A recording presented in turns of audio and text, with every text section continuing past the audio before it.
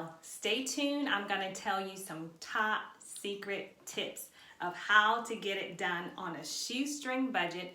It doesn't have to be expensive. You can do it. Greetings. It's your friend Kizzy Staten Gray, author, certified life coach, homeschool consultant, and I am homegrowing tomorrow's future leaders by homeschooling my 5 biological children, 2 of which I have already graduated.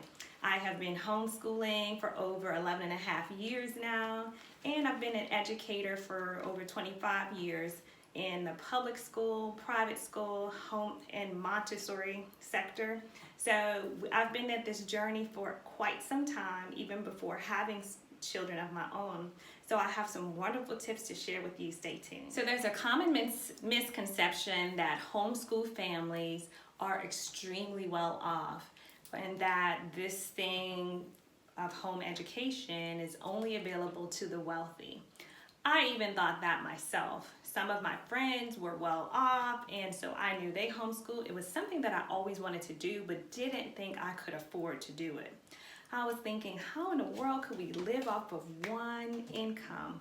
But what I did was evaluate my circumstances, and at the time, back in 2009, I didn't think that I could afford to do it.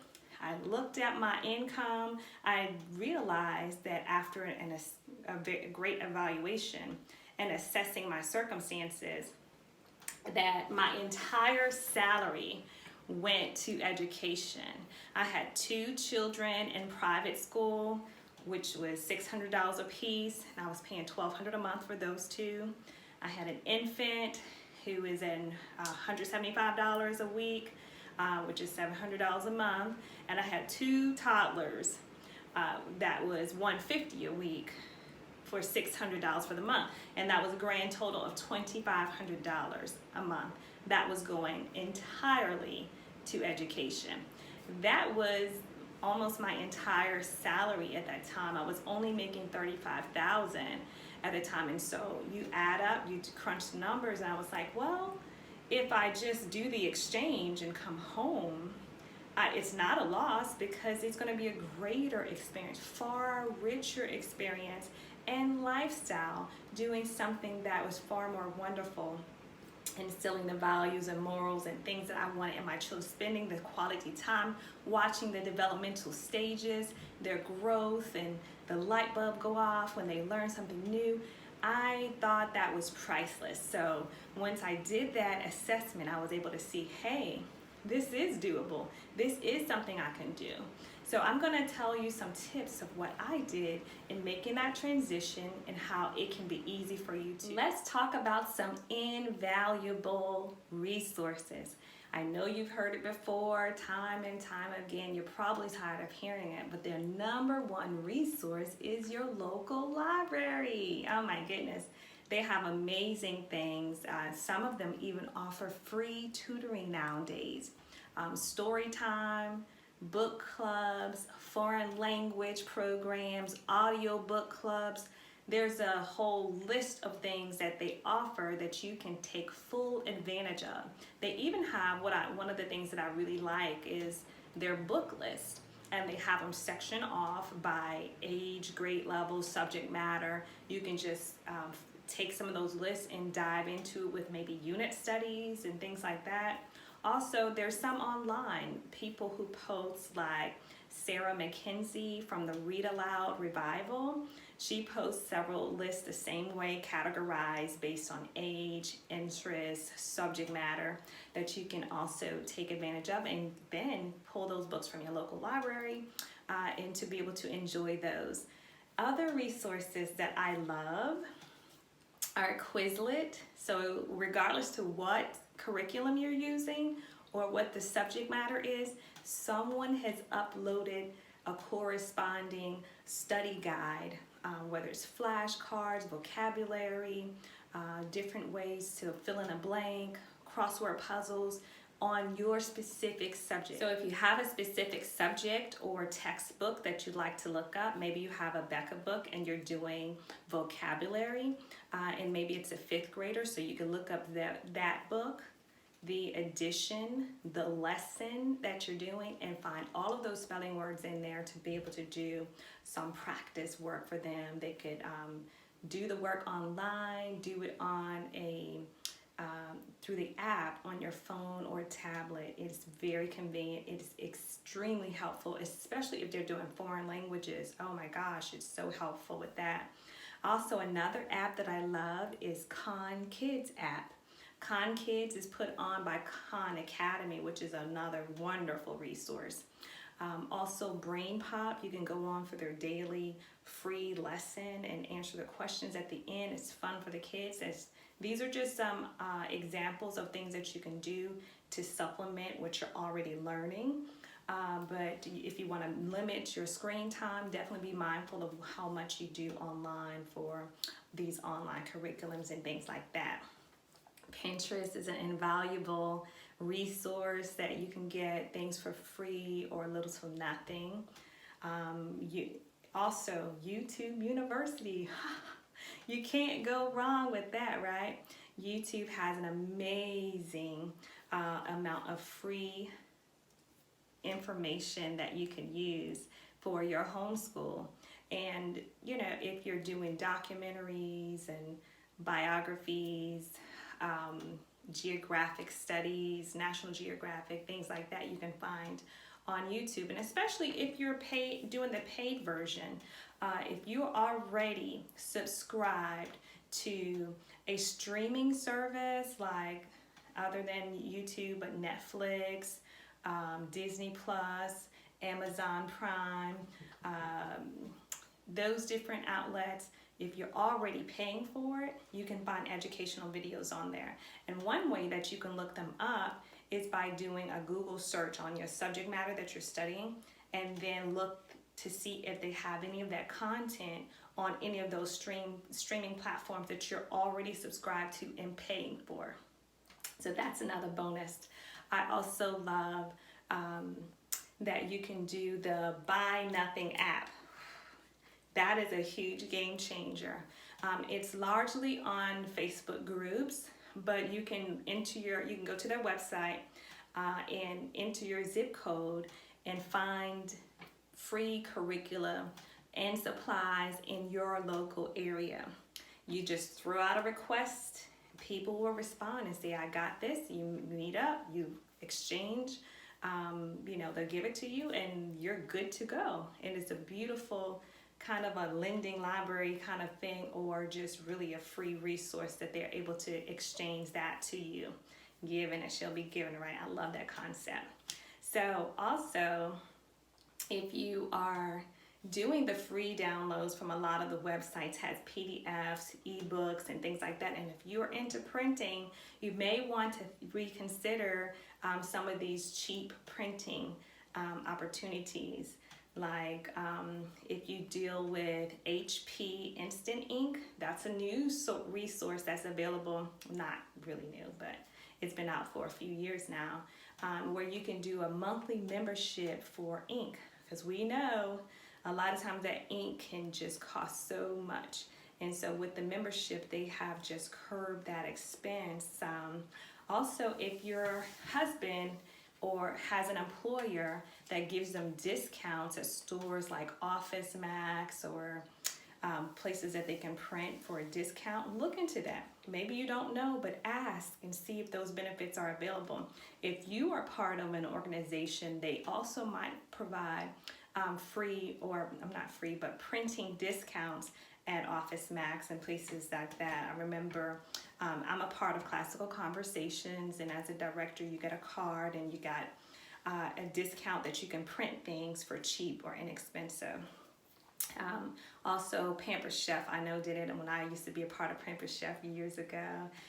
They give you a discount card where you can print things, and your black and white copies might be 2 to 5 cents. Your color copies might be 10 cents to 50 cents or something, which is a huge discount if you're, printing massive amounts of things. So definitely look into that. Also think about screen protectors or laminating some of the sheets that you're printing out, especially if you're going to use them again and again, or you have multiple learners. it's no need of just, wasting away paper where you can put it in a sheet protector or laminate it, especially if you're doing like multiplication facts. They're going to do that every single day. Why not laminate it or put it in a page protector so that you can just wipe it off and reuse it again and again. Save yourself on some ink. I forgot to mention that YouTube has some wonderful channels too, and you probably know a lot more than I do, but just so that you know, if you want your child to do music lessons, I love the channel Dylan Lane, D-Y-L-A-N, Lane, L-A-I-N-E. She does amazing instructions for beginners on piano, guitar, many of those things. Also, I love Crash Course History, and that's geared mostly to middle and high schoolers, but it just does drive-by history just in a flash, and it gets great quality content out in a quick measure. Okay, another thing that I love also is Kids Art Hub. That's mostly for younger kids, but it can be for kids of any age who are interested in drawing. And they give you drawing lessons. You do the step-by-step follow through. That makes sure that they use YouTube with supervision, use discretion. If you have filters on, I would highly recommend putting filters on because, there's a World Wide Web there with lots of content that anything can pop up doing a search, especially if you're just looking for something specific in history or whatever, and you just don't know what's associated around that title or topic.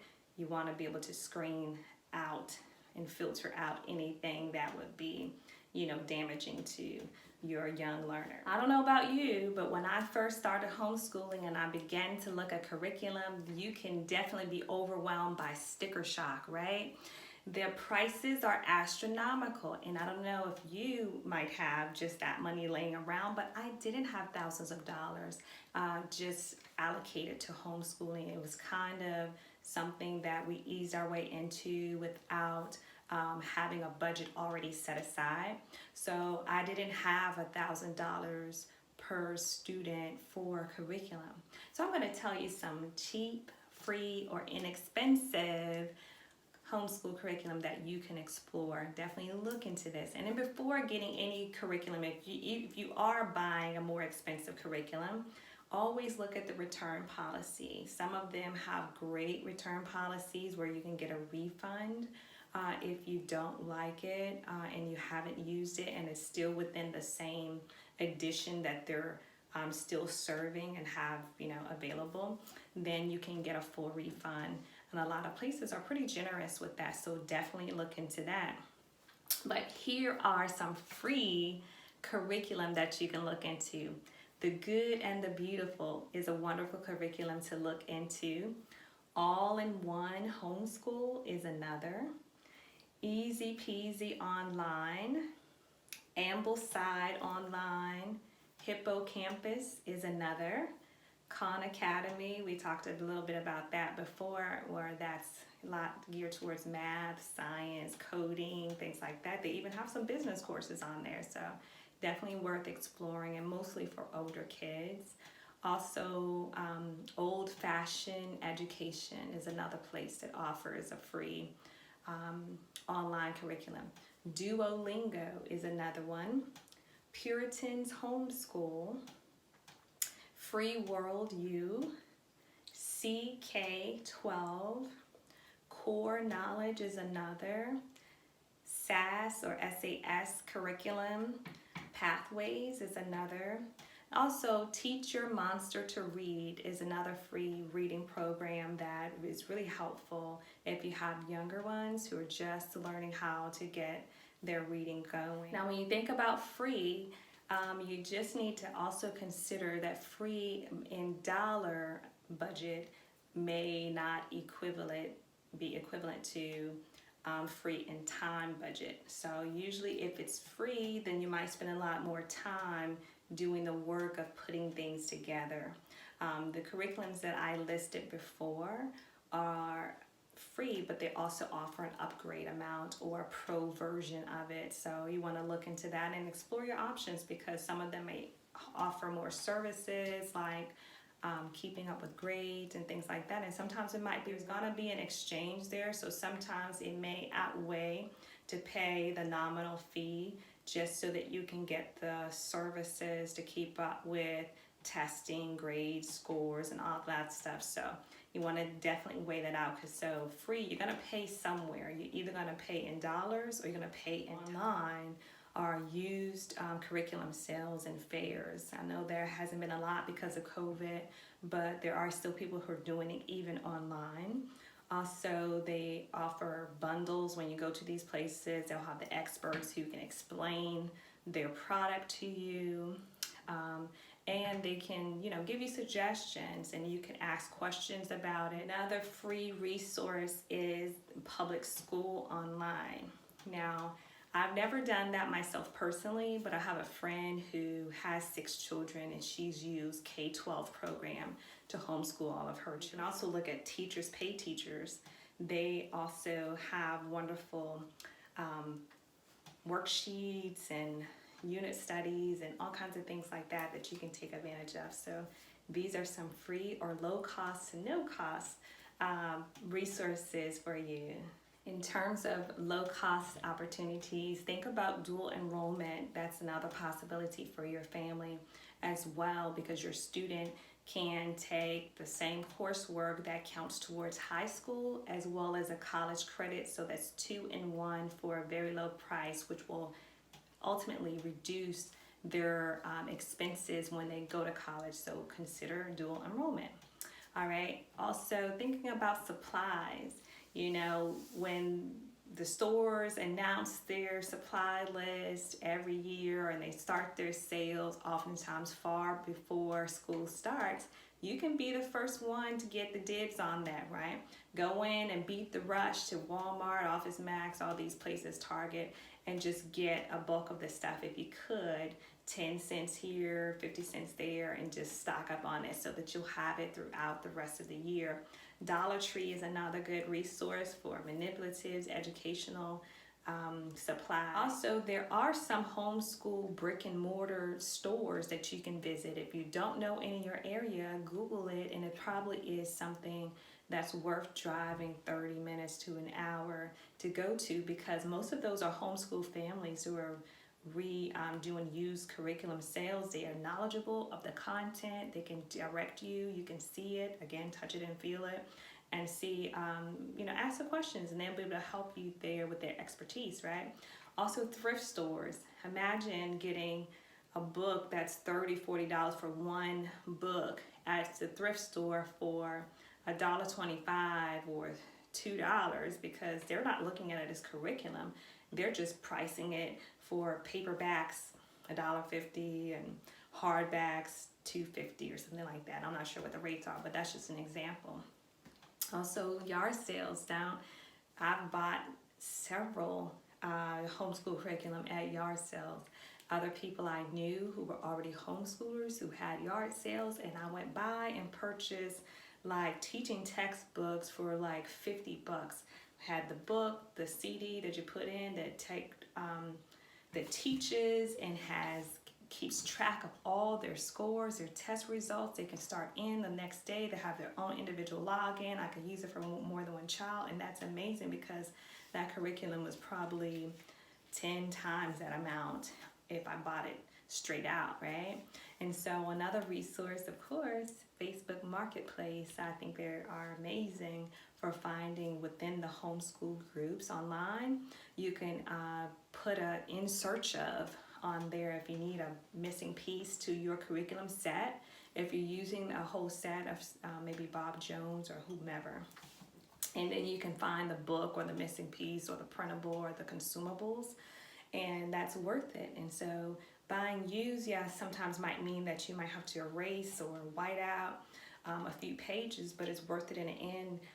When you weigh the cost of how much it is to buy a brand new, it's worth it, I think. So Amazon is another place. They have a book lending system where you can rent the books for the year and turn them back in, whether you were in high school or college. I think that's a great resource. What about field trips? There are national parks and museums and beaches that are completely free. And there's also homeschool days that you can go. And there's also a day where all of these parks and zoos and different things like that are all curricular activities that you can do that are low budget or free even. So I know you need to socialize your kids, you need to get them out and about, you want them to get out of the four walls of your home. Why? Because the whole world's a classroom, right? Take full advantage of that. I know in our community, when I moved to the new county that we're living in now, they had a PE group that met once a week, and it was $20 per family for the entire semester. So they would do the fall semester for $20 and then come back and do the spring semester for $20. And then you cannot beat that. That's a nominal fee. I have 5 kids and they all could split up and divide into their own groups and partake of kickball, football, soccer, baseball, field days, 50-yard dash, sack races. Look for PE groups in your area. That's a nominal fee.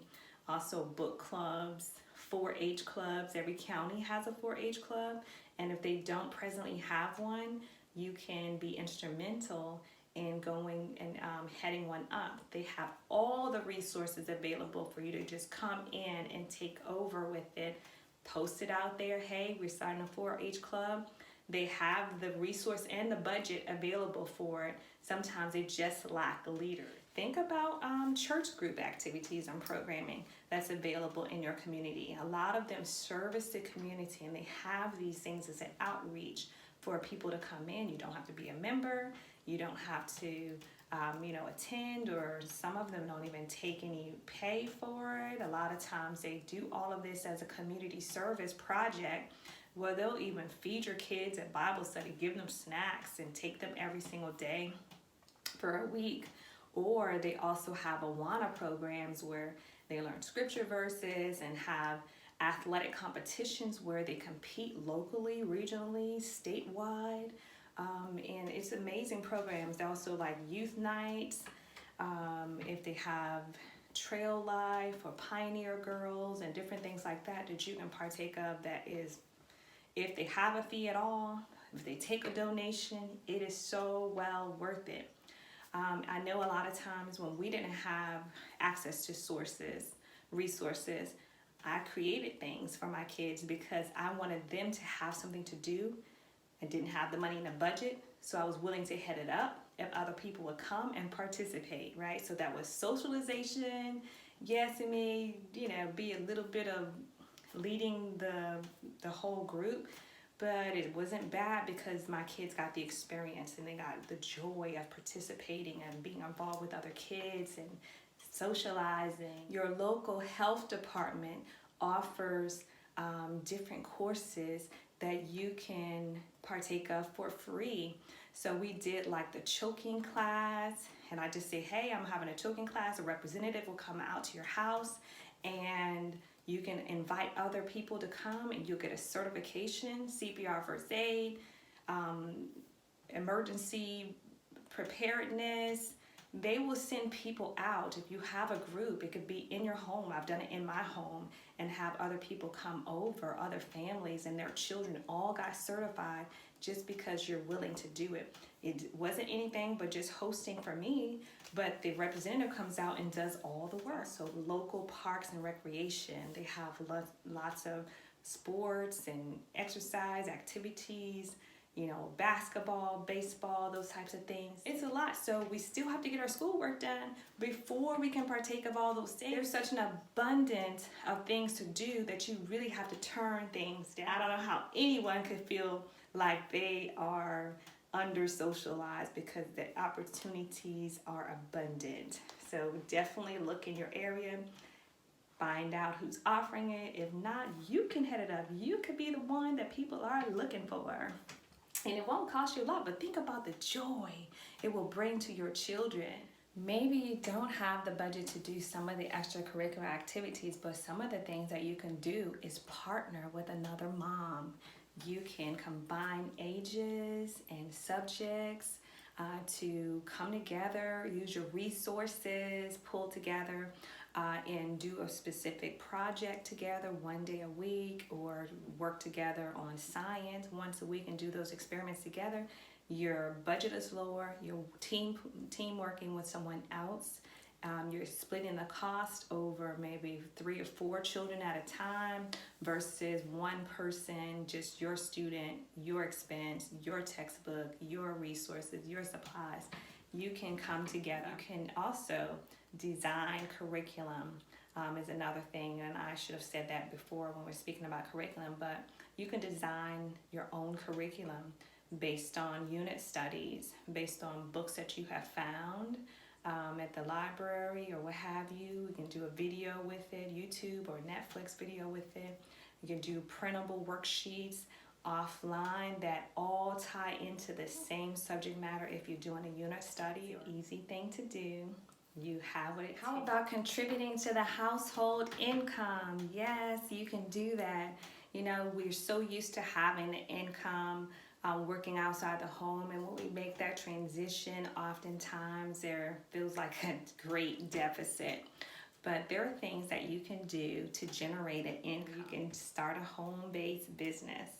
One of the things I did since I came home from the workplace, I started a website graphic design business, and I've been doing it since 2010.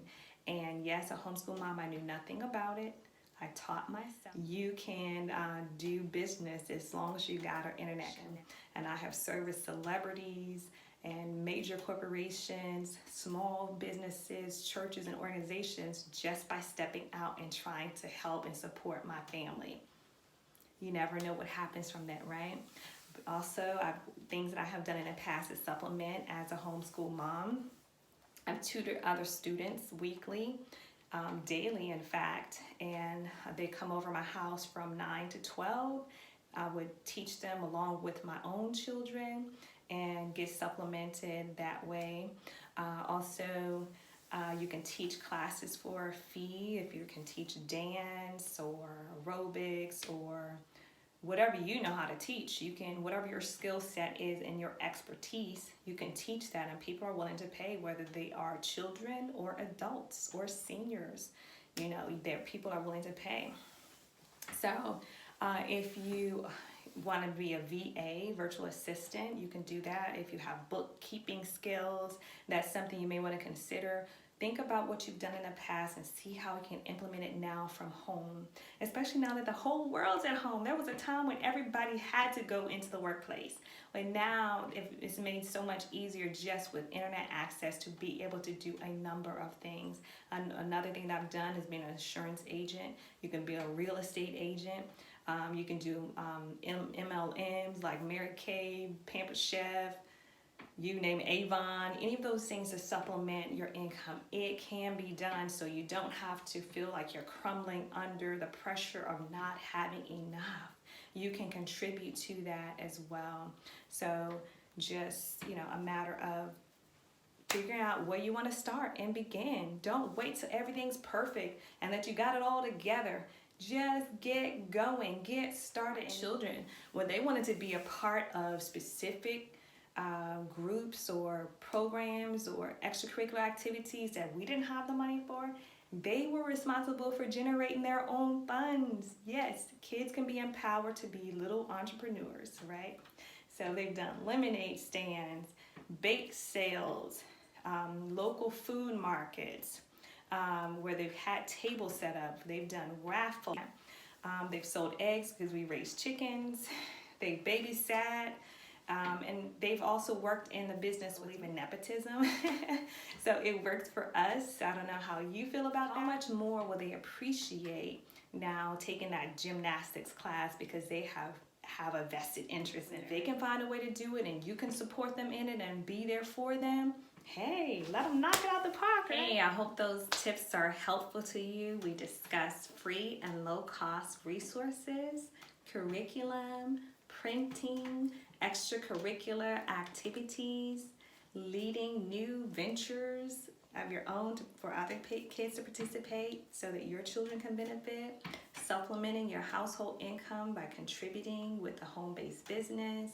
We talked about dual enrollment being a savings and finding those supplies that are really helpful and free and low cost by online resources.